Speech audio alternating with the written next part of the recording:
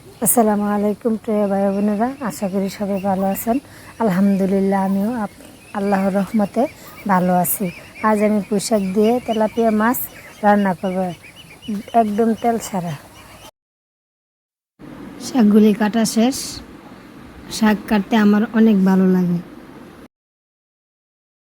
এই যে দেখুন কত সুন্দরভাবে শাকগুলো কেটে নিয়েছি।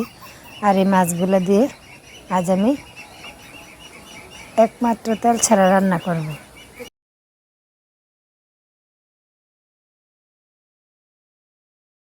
তেল ছাড়া রান্না করার জন্য মাছ লবণ হলুদ মরিচ দিয়ে বসিয়ে দিলাম, কারণ মাছটা একটু সিদ্ধ করে নিয়ে কাটা বেছে দিব, যেন কাটা না লাগে, খাওয়ার সময় কোনো রকম ঝামেলা না হয়। তাই এই যে শাকগুলা দিয়ে দিলাম ওই পানিটার মধ্যে।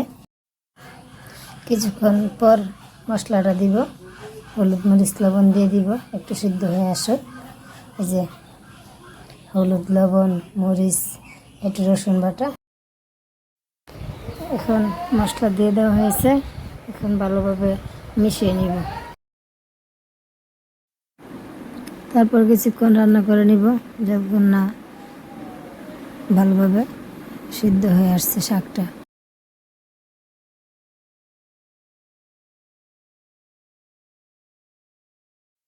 এখন মাছগুলি দিয়ে দিব, মাছগুলি দিয়ে ভালোভাবে মিশিয়ে নিব।